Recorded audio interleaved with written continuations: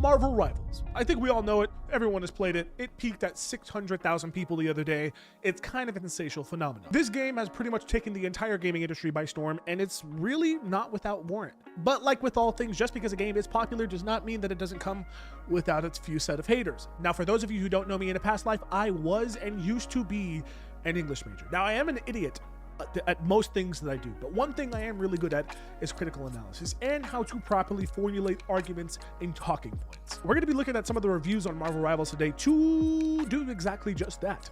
And the reason why I'm doing this is because a lot of the reviews on Marvel Rivals are some pretty harsh reviews. People really do hate this game when it comes down to the nitty-gritty. And what I want to do is I want to make sure that these arguments that people are saying about this game are true and valid and actually have some warrant within it. But without further adu, let's look at some of these negative comments about Marvel Rivals. This comment comes from Hugo Kaboom, and he gave the game a 0 out of 10, which is a super harsh judgment for a game. But let's go ahead and get into his comment and why he thinks it's a 0 out of 10. Hugo Kaboom says, I played it for 20 minutes and had to delete it. Movement was slow, shooting was slow, no originality like Apex Legends.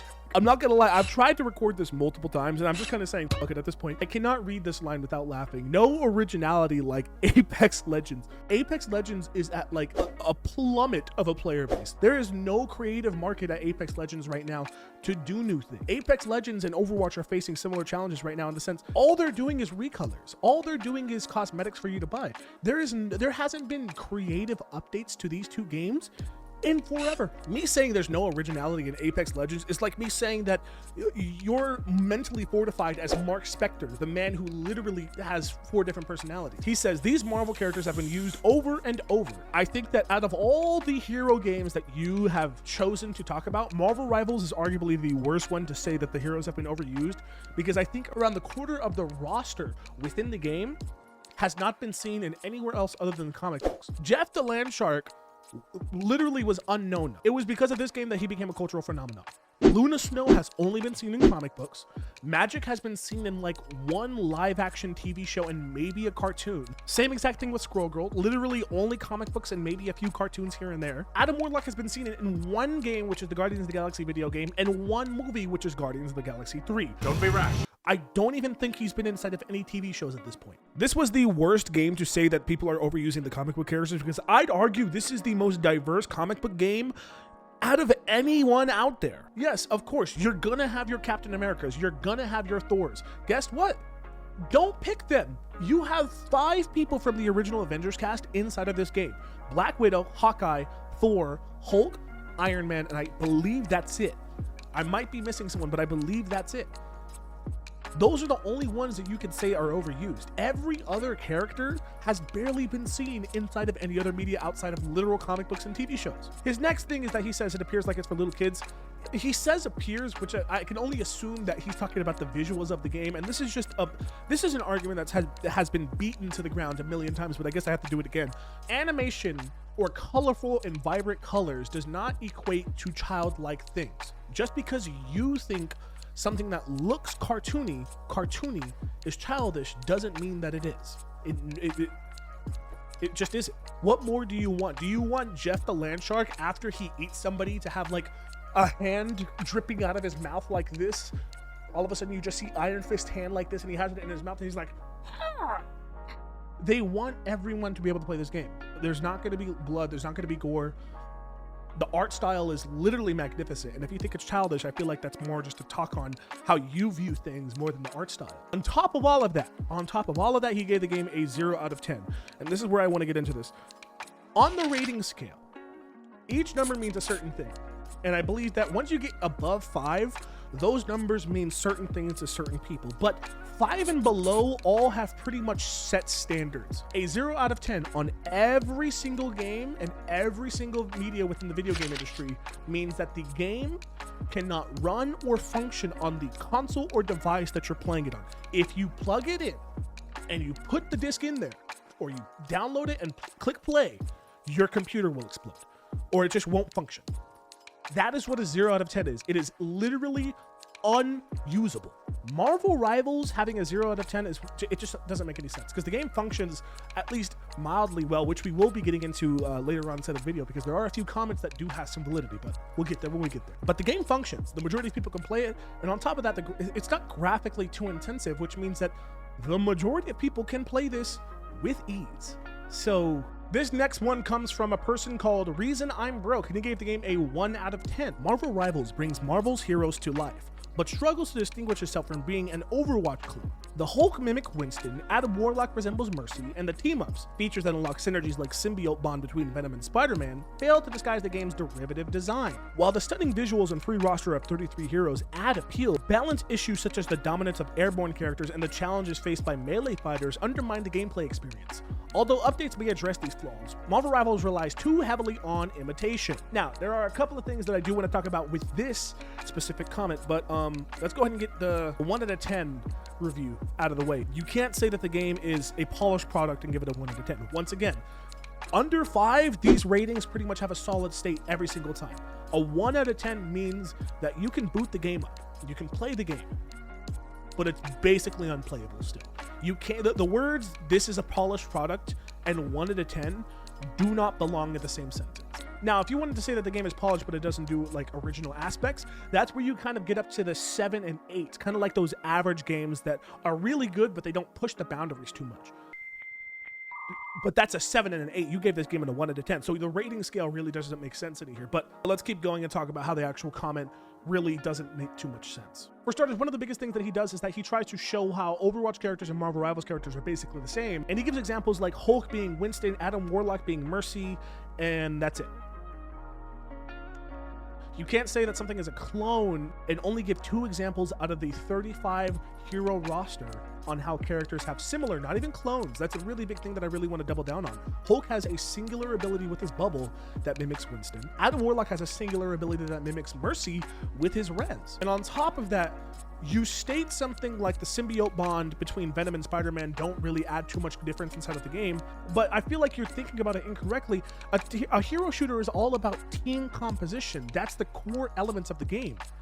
When you have these team-ups, that changes the entire concept of the team composition. For example, if I play as Namor, he is generally one of the most well-played DPSs out there just by his kit alone. But if I was able to get one of my friends to play a Luna Snow as support, all of a sudden his kit goes from okay to all of a sudden nobody can flank the entire backline. It's that simple. People complained in Overwatch that people kept diving the backline too much. Here we go. In Marvel Rivals, guess what? You have team composition synergies that can prevent that from happening. You listed the weakest one. That's just me. The argument really doesn't make any sense when you can only list the worst one to show how it doesn't differentiate itself. I do think that as we read it a little more, it's just kind of, maybe you're just not as well versed in the game that you think you are, because you state balance really isn't too good because the dominance of Airborne characters and the challenge faced by melee fighters doesn't make any sense. I'd argue that doesn't make any sense because the only dominant flying character within the game was Iron Man. And on top of the fact that, you want to know something? Iron Man was pretty much seen as weak for the entire first half of Season 0. You want to know what made him strong? People found out about his synergy with Hulk, aka, going back to my previous comment, changes up how the game plays. Storm is strong now because she had to get buffed because of how weak she was before. And you say challenges faced by melee fighters. The bottom line is that melee fighters are just hard to play. They're really difficult to play. Black Panther, Spider-Man, Thor, those are some of the highest skill ceiling characters inside of the game. You have an attack range of 2 centimeters. You're hitting someone.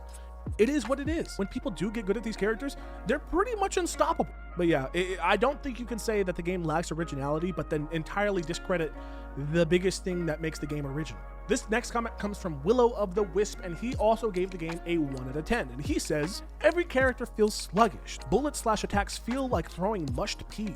Controls as a whole are clunky. Characters are an eyesore. Button mapping is horrendous. I'm immediately gonna stop because the characters are an eyesore. No matter how you cut it, whether you're talking about the art style or the actual character designs or just kind of how the character looks, yet none of that fits. I understand that to a certain degree, you know, beauty is in the eye of the beholder, especially with art and stuff, but there is a degree to how true that is. Good art is good art. Marvel Rivals has a really good art style. And on top of that, If you just don't find the characters attractive, no offense, man, I do think that that's probably just a you thing. The game is getting 6 new characters because they're already made, and that's literally the definition of a cash grab. Well, first of all, the game is free. And on top of that, I'm going to be completely honest, I'm just going to call out your complete understanding of how games work, specifically live service games. All live service games, every single one, have content made before the game comes out. Live service games heavily rely on dopamine hits every 1.5 to 2 months. If they don't have content made before the game comes out, their game will die. Look at XDefiant, for example. Their content was extremely slow to release. Extremely. And because it was extremely slow to release, the game is now being shut down this year. It's not a cash grab, it's just how the market works. And if you want to argue that that's not a good way to market the video games, that's a completely different argument, and we can talk about that. But that is how every single live service game works. If you have played a live service game, that game has content that it's not showing you before or after its release in order to release it later. That's how it works. After the first wave, it'll slow down, give you half the content for the same, if not double the price. I'm gonna stop reading this content here because once again, pretty much everything about this game is free other than the skins that you can buy inside of the game. And even then, you can earn the skins with in-game credits. So I'm pretty much done with this comment. This is a perfect example of just what to look for in comments, stuff that really show indicators that they just never even played the game. And I really have a strong feeling this person never played the game. The next comment comes from Barney, and he gave the game a 2 out of 10. And he says, another generic live service shooter. It's not particularly well executed, and the target is clearly Fortnite players. The visuals are messy, the audio cues are pretty much absent, and the balancing is just nowhere to be found. One team is rolled about 90% of the game, and only the rest of the time is enjoyable. Report a player to be informed that that player has already been reported, yet they'll monitor the player in the future. What kind of response is that? There's a couple things with this. I'm kind of going to be a little bit of a dick here.